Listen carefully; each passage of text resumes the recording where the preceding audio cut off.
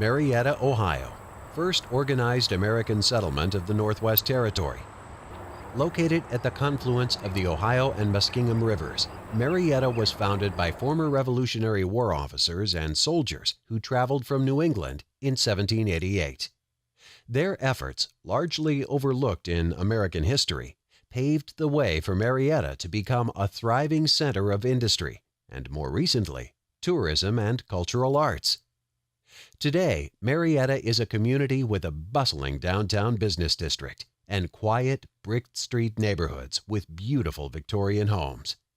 This riverboat town cherishes and preserves its rich history, yet embraces the latest technology and innovations to make it one of Ohio's most welcoming places to work and play. This is the story of The Colony, one of Marietta's 5 original downtown theaters, and the ongoing project to restore it. The Colony wasn't the theater's original name. In fact, its current home on Putnam Street isn't even its original location. In 1911, a small theater called the Hippodrome was built on 2nd Street. It was located between Union Station and the German National Bank, which today is occupied by Westbanco. This original vaudeville house had a seating capacity of 657 and was a destination for traveling road shows, plays, musical acts, and later silent movies accompanied by live music. When the bank purchased the Hippodrome property for its expansion in 1918, the C&M Amusement Company immediately purchased lots on both Putnam and 3rd Streets to build a new theater. During construction, performances continued at the old theater, and on May 9, 1919, the new Hippodrome was unveiled. With its massive stone archway, plush carpeting, and elegant decor, it welcomed its guests with a sold-out showing of Daddy Longlegs, starring Mary Pickford. In fact, the Hippodrome was the first theater in America to run the new film. Designed by Columbus, Ohio architect Fred Elliott, the new building boasted one of the Midwest's largest vaudeville stages that could accommodate the largest Broadway plays of the time. The Hip, as it was called, also had ample capacity at 1,200 seats. Among its many innovations and features was its giant boiler that provided steam heat in the winter, and its unique cold water cooling system provided by wells underneath the building.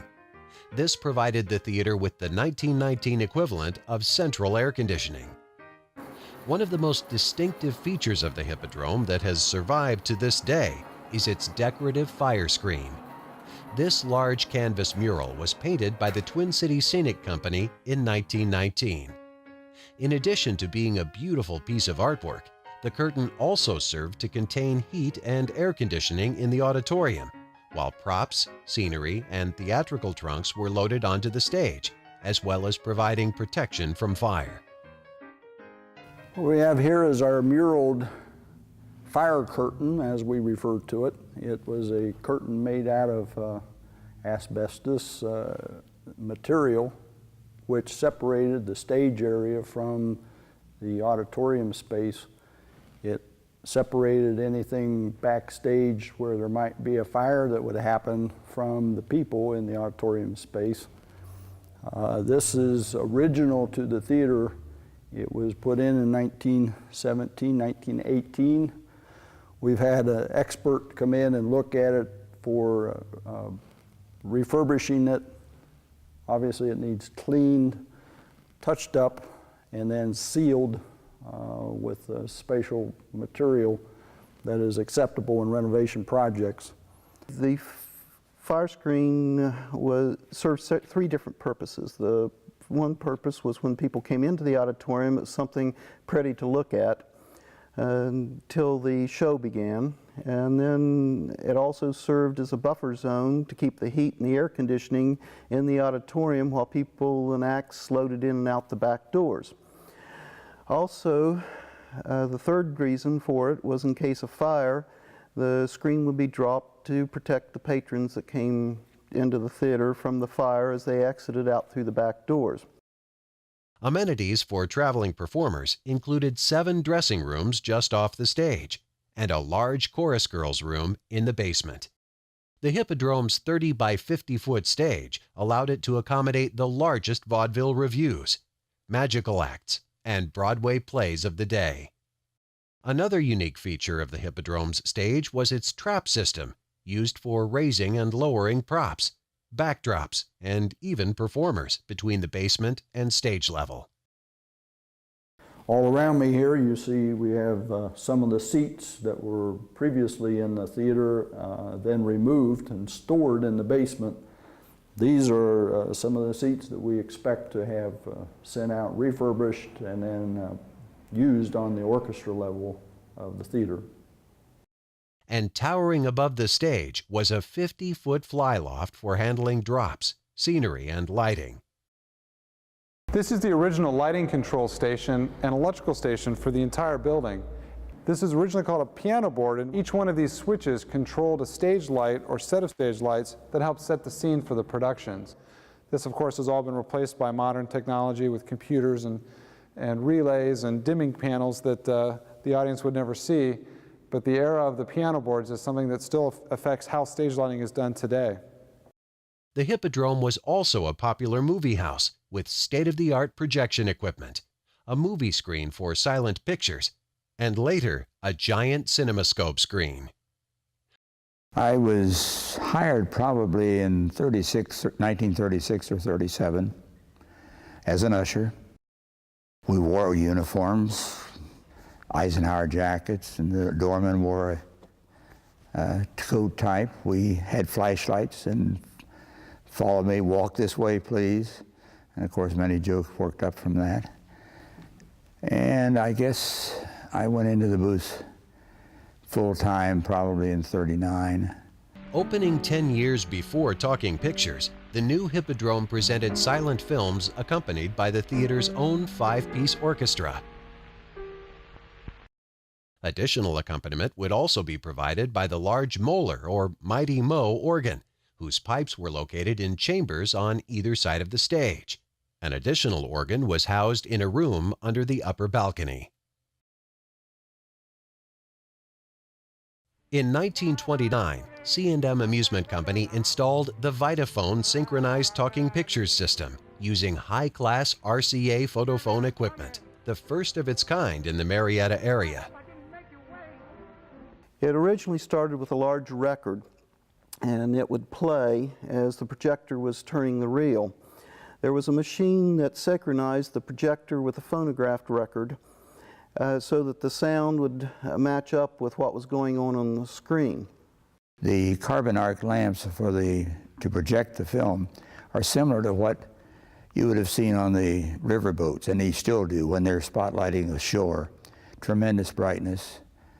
In fact, my first pair of glasses were somewhat tinted because of the brightness of working with carbon arc.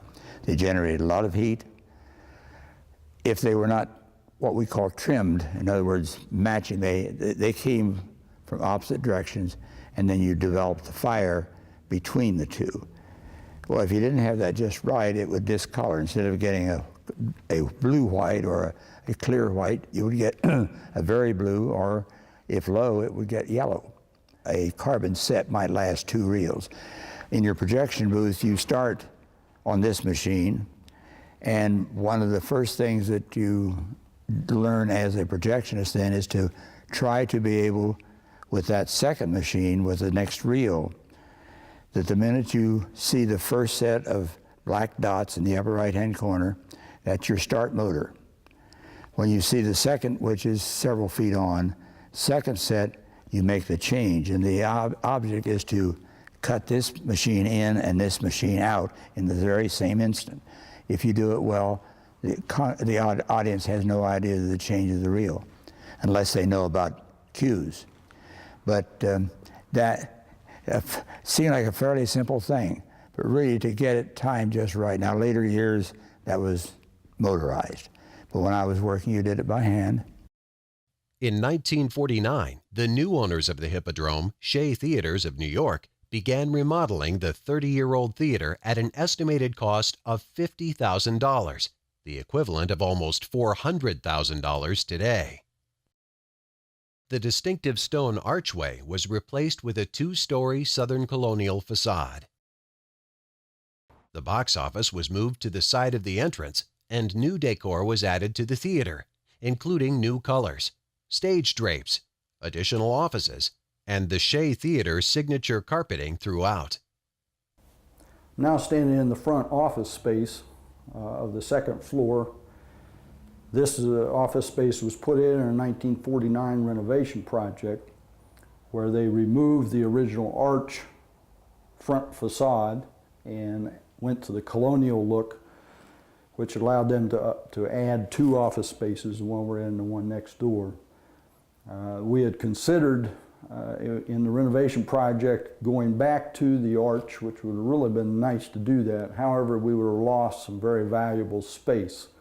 Our intent with this space is to open this area up and create a second floor open lobby space, which then could be used for lobby space for performances, as well as possible meetings and receptions, whatever that use might be. One of the things I might point out here is the carpeting in this space is considered the Shea signature carpeting, which Mr. Shea, when he owned the Colony and several other theaters in the Midwest, apparently all those theaters had this same carpeting in it, which he really liked, and so that's what he used. This is the only area that is remaining. We've had an architect come in and look at this as far as being able to match it with modern carpeting and then put that throughout the building. The theater was attractive, but in a rather plain way, but it was attractive. It was solid, and you had a good sound system, good screen. The equipment in the booth was excellent. A highly publicized contest was held to rename the theater, and on June 25, 1949, the Colony Cinema opened to the public with a showing of the Esther Williams musical, Neptune's Daughter. Occasionally film would break, and of course, tradition was then the audience boos the projectionist. Also, if your movie started at 7 and you were 2 minutes late, the audience would be applauding by that point. They let you know that it was time to be starting. We controlled the house lights from up there. And again, you could dramatize a little bit. I mean, at the end of a movie, or maybe you would time if the music at the closing was very good, you would keep that on the screen and work with the music and bring the lights up slowly. You always had dimmers to work with.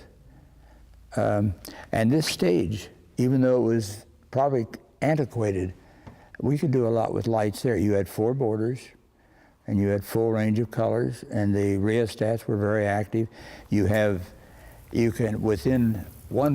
control one whole border of lights, all colors, or you can control the individual colors of each border.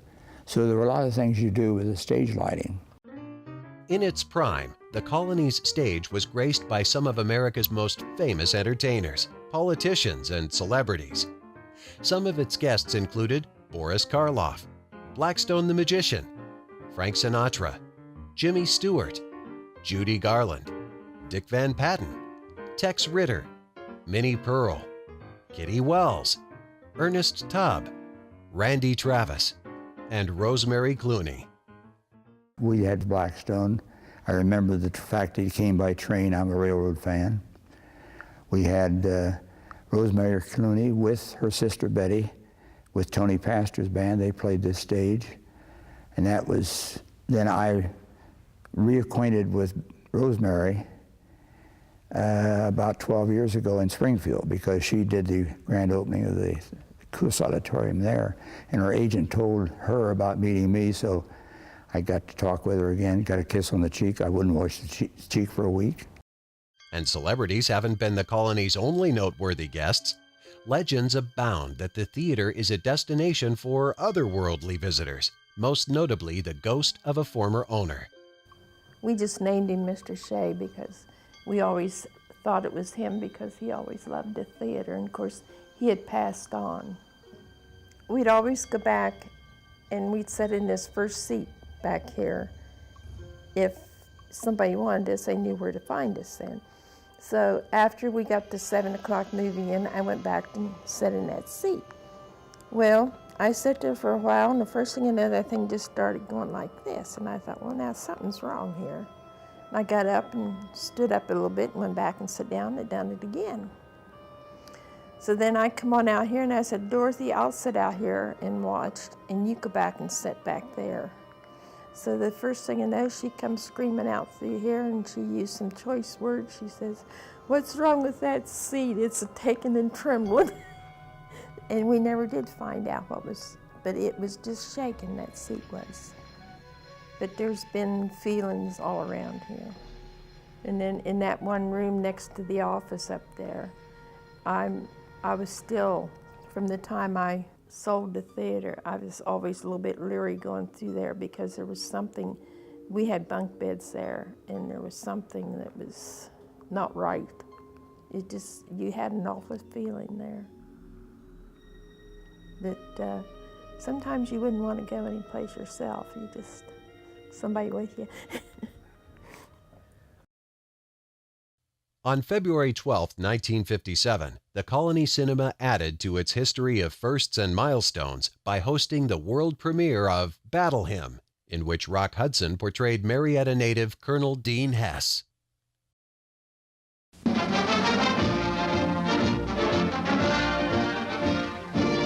Marietta, Ohio stages the greatest civic celebration in its history to welcome Colonel Dean Hess and to celebrate the world premiere of his dramatic film biography, UI's Battle Hymn.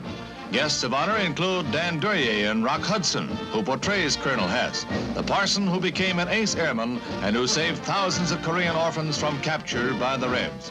Marietta College, celebrating Founders Day, confers an honorary degree on Rock Hudson, and the entire city joins in acclaiming everyone connected with the premiere. 2 days of all-out festivities with never a letdown. The Air Force joins in, just as it cooperated in filming Battle Hymn.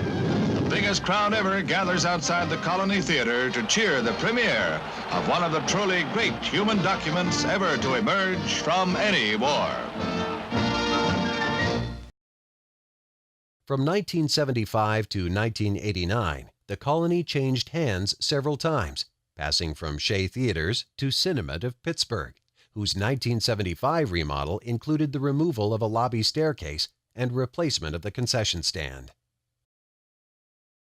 Here in the lobby area, there used to be 2 staircases that were open, and we expect to go back to those 2 staircases, which would entail removing the walls that close the staircases in now. And then on the west wall over here by the concession area, there is an existing staircase inside the walls, but it had been cut off. The stairway had been cut off at this point in order to enlarge the concession area. The concession area, of course, is very important to us, so we may, for the meantime, keep the concession area large. It's a money maker, of course, would be good for cash flow purposes.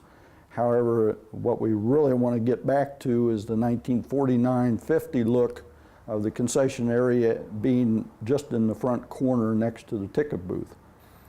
Also in this area, we would remove the suspended ceilings and go back to the high ceilings, put in chandeliers that would look like it originally had. Back here, the doors going into the auditorium would be expanded so that there would be the 4 doors instead of the 3 existing. The 4th door is still here. It's a matter of just making it operable when we remove this wall and open up the staircase. In March of 1980, a failed boiler threatened to shut the Colony down, but a determined Marjorie B., who had worked at the theater since 1968, made an offer and bought the Colony on February 15, 1981, making her the theater's first local owner. And then finally, our grosses got pretty low, and the Cement Corporation decided they'd sell the Colony too. And then's when I made an offer to buy it, because I didn't want it to be a thing of the past. If you venture past downtown Marietta's Colony Theater anytime soon, what you're likely to see is a lot of people getting ready to board a bus. What you're not likely to see is people going to see a movie. The 67-year-old theater is faced with high heating bills and dwindling attendance, and its showing of Silver Bullet Thursday night was the last until next spring. The time we purchased the theater, it was going to be closed. It wouldn't have run that winter, and it'll be 5 years in February that we purchased it. But so far we've kept it going this far, but now I think the videos has really hurt us. If you think the Colony Cinema has been no more than just another movie house, think again. In its history, the Colony has staged numerous musical and theatrical performances. As a matter of fact, some of those performances have seen bigger audiences lately than the movies have. The theater has been the home of Marietta College's annual production of The Messiah for the past few years. The new Christie Minstrels performed last week in a fundraising effort to keep the theater going. But Bee says attendance will determine the Colony's fate. We'd have to have at least from 100 to 200 people an evening to really break even, to pay for your film and your shipment and also your utilities. I think the utilities are very high, especially the gas bill in the wintertime. And getting movies to show those film goers is becoming expensive. To show Back to the Future, the Colony would have had to pay $750 up front, plus a majority of the box office receipts. It just isn't worth it when only a handful of people show up to see it. Todd Boucher, Newsreach, Marietta. Local businessman Dan Steffen Sr. purchased the theater in 1989 in the hopes that someday this treasured and unique local landmark might be preserved and restored. Because we owned the property, my family owned the property next door, we thought that, well, maybe eventually something could work out with it, and so we bought it, you know, from her. That was in '87, I guess, 1987. We used it for storage. We took over the Greyhound business part of it, the Western Union and the Greyhound business that she ran out of here. We took over that in our own business. I remember vaudeville shows here in, I guess it was the 1940s. They'd have a weekly or bi-weekly vaudeville show, which, you know, had singers, dancers, comedians, dog acts, horse acts. I've even seen an elephant on that stage, you know, and those were memorable for me. In its over 80 years, the Colony Theater has changed locations, appearances, and even its name. But it's always been a shining jewel in the cultural landscape of the Mid-Ohio Valley. Innovations ranging from heating and cooling to talking pictures and celebrity appearances have earned this theater a special place in Marietta's history and in the hearts of the many who can still recall what a night out at the Colony was like. The Colony is no different than any other theater I've worked on. Everybody's worried about parking. You hope you have a parking problem. When you come down here to see a show at 7:30 at night and there's a parking problem, it means that you have a vibrant and rich downtown, that people want to be downtown, that they're coming to see not only something in the Colony Theater, but something at the Blues Club down the street, and to eat in the restaurant, and to take their kids to the community players across the street. Having a parking problem is one of the best things that you can do. This isn't a mall. Most people don't realize when you go to the mall, you walk further than what you do from here to the other side of downtown. The only difference is there in the mall, you can see the entrance and the sign flashing.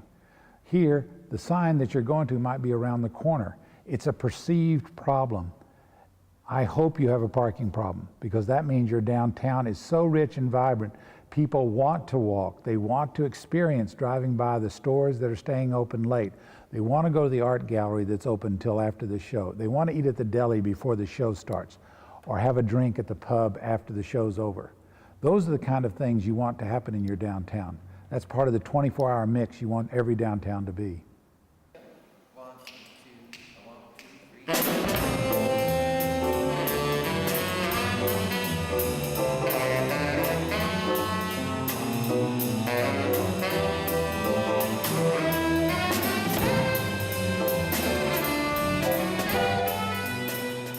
The uses for the colony are many and varied. Not only could movies be shown on the big screen again, but its large stage can accommodate major touring performances, dance recitals, ballet, magic acts, graduations, corporate events, concerts, and local plays. The colony's full orchestra pit could also accommodate musicals and operas. In fact, the colony will soon be the new home venue of the River Cities Symphony Orchestra.